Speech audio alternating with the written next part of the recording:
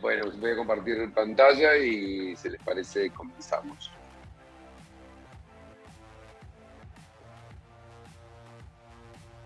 No sé si ahí me están viendo y si ven la pantalla. Sí, adelante. Bueno, un poco la propuesta de hoy era tratar de hablar de capital humano en salud, en atención primaria, con lo cual la primera cosa que hice fue, a mí generalmente cuando estamos hablando de un tema me planteo cuáles son las preguntas que se puede hacer el auditorio cuando mira el título. Y las tres preguntas que a mí se me ocurrieron es ¿qué y cuánto recurso humano se necesita para generar un sector fuerte orientado a la atención primaria? Y para esto hay algunas otras preguntas adicionales como ¿cuál es el equipo profesional que constituye un equipo de atención primaria?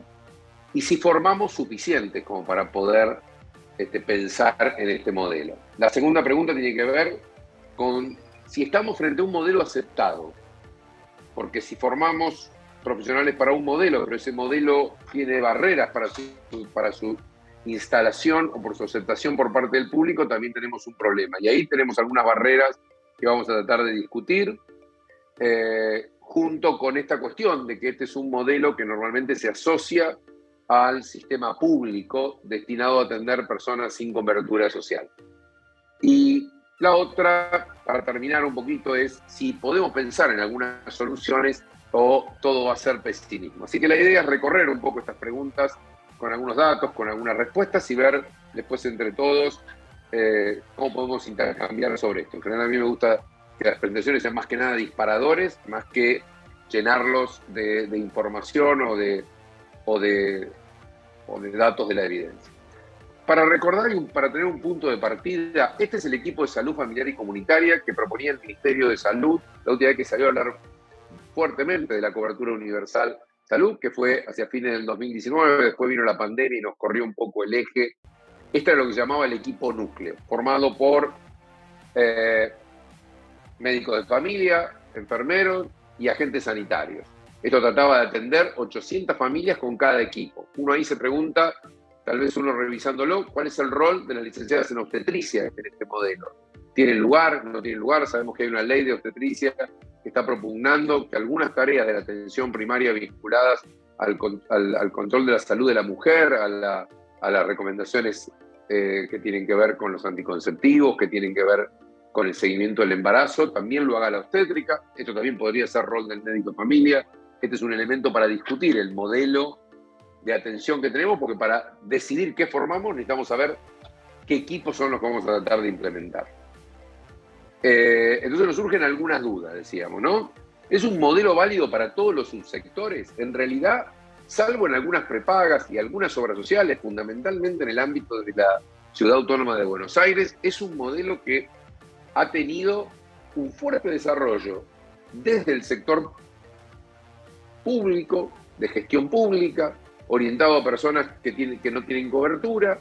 Y ya digo, salvo el modelo de PAMI y algunos modelos que han sido exitosos en la seguridad social y inclusive en algunas prepagas hospitalarias, no se ha desarrollado tanto. Falta cultura fuera del sector público. El sector público tiene una fuerte cultura de atención primaria, histórica, desde la creación de la residencia de medicina familiar hace muchos años, desde los modelos, ¿no? Uno podría irse desde la PANDOS en la provincia de Buenos Aires y seguramente si va para atrás también encontraría otros modelos, pero pocos modelos en el resto. Y no podemos olvidar que la mitad de la población de nuestro país, tomando un promedio, se atiende en el sistema de la seguridad social y de las prepagas. Con lo cual, digo, si nosotros queremos que esto sea un sector fuerte, como es en otros países, tenemos que pensar que este problema de cultura es un problema.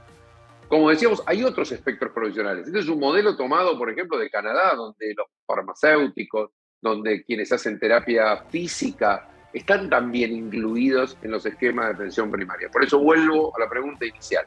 Debemos definir cuál es nuestro esquema, cuál es el esquema que nos sirve en algunos subsectores, en todos, si pueden ser distintos por subsectores para saber qué profesionales necesitamos. Si no tenemos un modelo asistencial claro, no podemos defender la necesidad de capital humano y saber cómo podemos seleccionar lo que necesitamos. Para tener algunos datos, estos son la evolución que han tenido la totalidad de médicos y enfermeros o enfermeras en la Argentina. Como vemos, el número de médicos que se han ido agregando en nuestro país se ha mantenido constante a lo largo de los años. Mientras que los enfermeros han ido subiendo con los años. Esto después lo vamos a mirar en relación a lo que pasa con la formación. La relación hoy, médicos-enfermeros, médicos-médicas, enfermeros-enfermeras, es de 1.29. Estamos bastante mejor que lo que estábamos en otros tiempos, en los cuales, como vemos ahí, si nos remontamos una década atrás, prácticamente estábamos 1-1 y antes había más médicos y médicas que enfermeros y enfermeras. Pero la distribución de médicos en la Argentina no es igual. La tasa media es de 35 por cada 10.000, pero como vemos, hay distritos que tienen groseramente profesionales médicos por encima de esta media, sobre todo la Ciudad Autónoma de Buenos Aires, y acá tenemos que pararnos en alguna cuestión, tenemos que tener una pequeña aclaración, porque estos datos están planteados respecto del lugar de residencia. No, digo, tal vez esto pueda tener algún ajuste si nos planteáramos lugar de trabajo, pero como cuando registramos profesionales por su matrícula, tenemos que asumir su lugar de residencia en su registro documental para poder saber, para poder localizarlo en alguna provincia. Con lo cual tal vez sea un poquito menos, porque hay la gente que viva en la Ciudad Autónoma de Buenos Aires y trabaja en la provincia, pero no obstante, como vemos, los números son groseramente diferentes que en el resto de las provincias. Cuando hablamos de personal de enfermería tenemos que hacer una salvedad. Cuando mirábamos en la gráfica anterior veíamos la totalidad del personal de enfermería de la Argentina. Cuando empezamos a mirar acá, vemos que está compuesto de personal técnico, de licenciados o licenciadas y de auxiliares. Como vemos, y con alegría, la cantidad de auxiliares va en descenso y la cantidad de técnicos va en aumento. La licenciatura es un poquitito menos pronunciada esa pendiente. Es posible que logremos en el futuro que al menos la gran mayoría de nuestros enfermeros y enfermeras sean técnicos y auxiliares. Pero todavía falta mucho, y si uno confiara en la historia natural, como vemos, para que todos esos auxiliares sean reemplazados por técnicos, nos falta mucho. Esta es la foto de hoy. 50% están en el nivel técnico, ya sea universitario y terciario, pero todavía tenemos un 31% de auxiliares y solo un 16% de personas que han completado la licenciatura. Es decir, que todavía hay que trabajar en esta cuestión. Y estamos hablando del nivel de formación de pregrado o de grado. A esto tendríamos que plantearnos si el grado o el pregrado, si la carrera inicial nos forma adecuadamente para esa atención primaria o hay que recibir una formación adicional. Sabemos que hay residencias de enfermería comunitaria, por ejemplo. Acá vemos otra vez la distribución por provincia y otra vez vemos la diversidad que abarca nuestro país. La tasa media es de 51 por cada 10.000, un poco respetando esa relación que decíamos con los médicos y médicas. Y como vemos otra vez, probablemente quien mejor está es la Ciudad Autónoma de Buenos Aires, pero como vemos todavía el nivel auxiliar en algunas provincias, como Santiago del Estero, por ejemplo, sigue siendo muy numeroso. Es decir, que nuestra diversidad atenta contra soluciones únicas para todas las provincias. Pero acá empezamos a ver otro problema, que es cuánto esfuerzo hace nuestro país para formar profesionales y cuán bien le va en ese esfuerzo. Como vemos, el número de ingresantes a las carreras, tanto de medicina como de enfermería, aumenta progresivamente con el tiempo. Abrimos carreras, generamos que estén más cerca de donde la gente se tiene que formar. No obstante, el número de egresados, salvo, como decíamos hoy, un ligero aumento del nivel técnico en enfermería, se mantiene constante. Es decir, que nuestro esfuerzo de incrementar la oferta, que parecería ser la única política que tenemos con el capital humano, no es suficiente estímulo para conseguir más graduados. Una cosa, porque siempre me gusta dejar claro, creo que ya uno lo ha dicho tantas veces que va quedando claro, pero la Argentina tiene hoy tantas o más cupos de residencia ofrecidos que graduados, al menos en medicina. Y este no es un tema menor, porque esto significa que cada una de las personas que termina una carrera de medicina podría ingresar a una residencia. Entonces, un trabajo sobre qué ofrecemos en la residencia y pensar la residencia como un trayecto obligatorio, como es en otros países, como es en España, como es en Canadá, como es en muchos países, donde la residencia es parte de la formación para poder tener práctica autónoma. La inversión que hacemos como país, después podemos discutir si el ingreso de nuestros residentes es suficiente o estamos bajos, pero como vemos, hoy se invierte para ofrecer más cargos que graduados de medicina. ¿Qué pasa particularmente con la residencia de medicina general y familiar?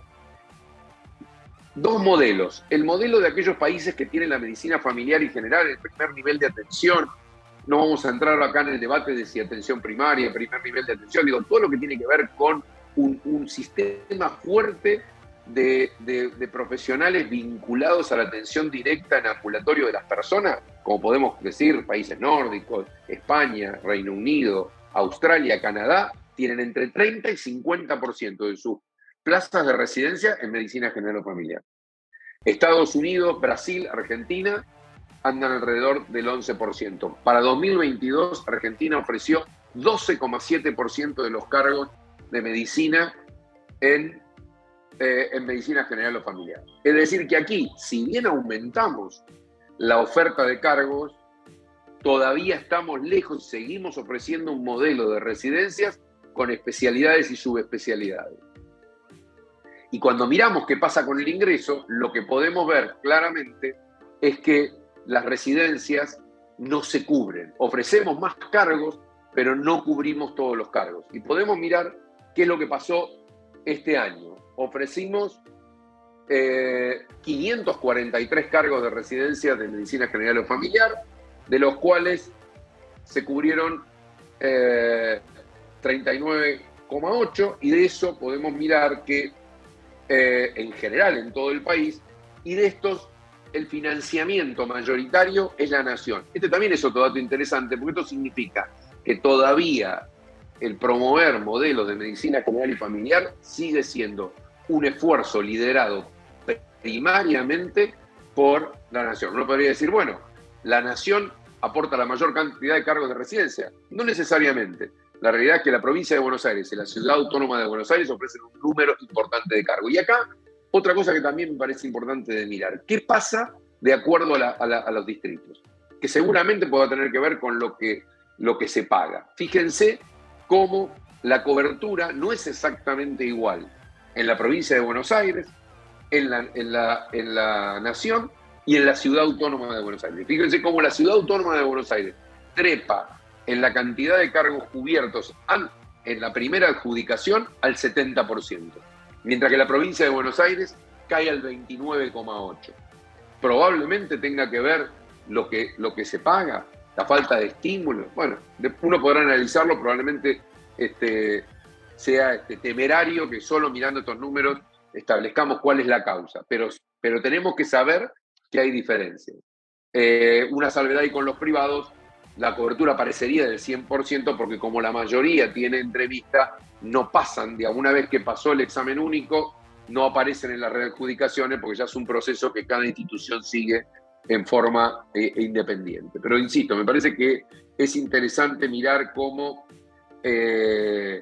los modelos de financiamiento impactan en la cantidad de cargos que se cubren. Ahora, no podemos mirar qué formamos, y uno podría decir hasta acá. Ofrecemos una buena cantidad de plazas de residencia de medicina general y familiar, pero todavía, si lo miramos como mensaje, sigue siendo insuficiente respecto de la oferta global que hacemos. Cuando nosotros miramos cómo Canadá, España, Inglaterra, el Reino Unido, consigue ofrecer 30-50% y que las residencias se cubran, es porque allí es obligatorio pasar por la residencia. Si uno no hace una residencia, no puede atender en un consultorio. Entonces, aquel que no consigue por sus puntajes, por lo que muestra lograr una residencia en una especialidad determinada, que a lo mejor es su anhelo, la única alternativa que le queda es hacer medicina general o familiar para poder acceder a la práctica, ¿no? Este también es una cosa sobre la que debemos reflexionar. Pero también tenemos que plantearnos que el modelo laboral en medicina general o familiar tiene que cambiar. Porque si bien tenemos un número de certificados, estos son datos un poco antiguos, pero bueno, eran los que tenía acceso, es decir, tenemos 4.000 certificados. Algunos estudios nos muestran que la mitad de quienes están certificados en medicina general o familiar no trabajan atendiendo pacientes en el primer nivel de atención. Trabaja en otro tipo de cuestiones o hizo una segunda especialidad. El título de especialista no es requerido por todos los distritos. Solo algunos distritos requieren el título de especialista para trabajar en el primer nivel de atención. Y menos de la mitad de nuestras provincias le da un reconocimiento salarial a quien está certificado en esta especialidad. Esto también de los estímulos es algo que debemos llevarnos como mensaje para seguir pensando qué soluciones podemos aportar para mejorar la elección de esta especialidad y la retención de esto. Seguramente mi amiga Isabel Duré se va a referir después, pero me parecía importante mostrarle alguna información que fundamente lo que después seguramente se verá. Un poquitito de evidencia. Nosotros normalmente pensamos que parte de esta cuestión tiene que ver con un cambio en el perfil de género de nuestra profesión. La realidad es que esto no es así. La elección de especialidades y los motivos de preferencia no cambian entre varones y mujeres. La realidad es que no hay una evidencia sólida que pueda plantearnos que el cambio en el perfil de nuestros jóvenes profesionales tenga que ver con una mayor feminización en la pirámide poblacional de los medios. Lo que ha cambiado es el modelo con el cual eligen los jóvenes. Los jóvenes, además del prestigio, de tener un buen ingreso, quieren especialidades donde consigan trabajo al final de la formación. Si nos ponemos a pensar que dijimos que la medicina general familiar estaba restringida al ámbito público, donde la posibilidad de ingreso es más baja, este punto no estaría satisfecho. Y la segunda cuestión es que quieren estilos de vida cómodos. Cuando nosotros nos planteamos a la gente que hace medicina familiar o general está en el primer nivel, en lugares más pequeños, no grandes ciudades, la tarea es de todo el día, todos los días, con lo cual es una especialidad altamente demandante para quienes viven en lugares pequeños, con lo cual tampoco esto satisface un segundo motivo por lo cual los jóvenes eligen especialidad, que tiene que ver con encontrar especialidades que le permitan manejar otros aspectos de su vida que también son de su interés, como el trabajo y la profesión. Y finalmente, una evidencia que nos hace sostener el que las residencias estén en lugares donde necesitamos los profesionales. Tenemos que llevarles la docencia para que esos lugares no sean trabajo encubierto, pero si formamos a los estudiantes en el grado y a los residentes cerca de donde van a trabajar, nosotros sabemos que más de la mitad de los que terminan una carrera universitaria o una residencia se quedan a trabajar en el lugar que se formaron. Con lo cual, arrimar la formación a los lugares de necesidad sigue siendo una buena estrategia. Me pareció interesante repasar estas evidencias porque a veces cuando tomamos decisiones necesitamos saber qué está pasando. Y lo que nos pasa a nosotros no pasa solo aquí. Si bien algunas cuestiones, como decíamos, este tema de cuál es el rol que la atención primaria tiene en un país, pueden ser diferentes, probablemente nuestros jóvenes, la universidad, todas estas cuestiones se parezcan más que nuestro sistema de salud a otros países. Decíamos que el modelo no es un modelo aceptado ampliamente. ¿Por qué no es ampliamente aceptado? Primero porque como decíamos, se lo asocia al sector público no hospitalario para pacientes sin cobertura. Porque se lo asocia a la imagen del médico de cabecera de PAMI altamente burocratizada, que está más preocupado por completar planillas que por atender a los pacientes. Esto es lo que percibe el público, ¿no? Cuando uno lee, y esto no es solo aquí, ha pasado en otro. Cuando uno mira qué dificultades tenía la aceptación de este modelo cuando se puso en marcha en España, cuando se puso en marcha en otros países, aparecen este tipo de cuestiones. Hasta que el sistema no adopta estos modelos como modelos generalizados, aparecen estas cuestiones de visiones negativas del rol del profesional en el primer nivel de atención o en la atención primaria. La publicidad. Cuando nosotros vemos la publicidad sanitaria, la publicidad está orientada a uso de medicamentos, a tecnología, fundamentalmente de alta complejidad, a especialidades. No es infrecuente que nosotros veamos publicidades que promuevan el screening o el determinado tipo de estudios con poco soporte de la evidencia. La falta, y hace un ratito se hablaba, la falta de una agencia de evaluación de tecnología hace que nuestros pacientes estén bombardeados por información que no los tracciona a un modelo de un médico que se ocupa de ellos y los ayuda a tomar decisiones, sino más bien a ellos buscar satisfacer sus demandas sanitarias donde creen que van a ser mejor satisfechos. Y fundamentalmente, la imagen del médico de familia en general se asocia a ese médico portero que promueve la burocracia, que promueve modelos de auditoría previa, donde ese médico es el que de alguna forma pareciera que levanta o baja el pulgar a que alguien se haga o no se haga un estudio. Todo esto tiene que ser trabajado fuertemente desde las instituciones prestadoras, desde las instituciones gerenciadoras, desde las instituciones médicas, desde la universidad, para que podamos, dicho de alguna forma, vender este modelo a nuestro público. Porque si no, lo que tenemos es falta de confianza. La gente piensa que estos profesionales no les resuelven los problemas. ¿Cuáles son las posibles respuestas? En primer lugar, plantear estímulos, como está ahí dibujadito, económicos, que permitan captación y retención, tanto en la residencia como al egreso, y sobre todo para generar contención. Porque, como decíamos, nuestro país es muy diverso y con necesidades muy diversas. Entonces, depende de donde querramos que la gente se quede, tenemos que darle, además de dinero, tenemos que darle contención. No vamos a poder implantar este modelo sin una inyección económica. Esto hay que tenerlo claro.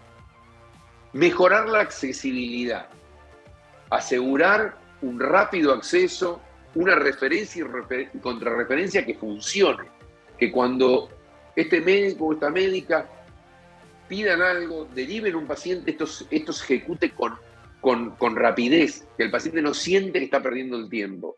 Y esto tiene mucho que ver con los modelos burocráticos de nuestro sistema. Y esto también aplica tanto al público como al privado o a la seguridad social.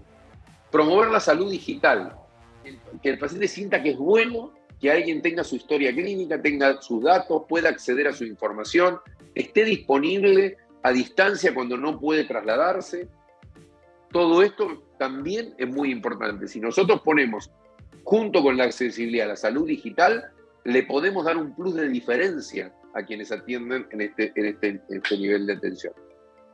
Y como decía en la diapositiva anterior, la promoción. Generar acuerdos para asociarle calidad al modelo y difundir esta cuestión.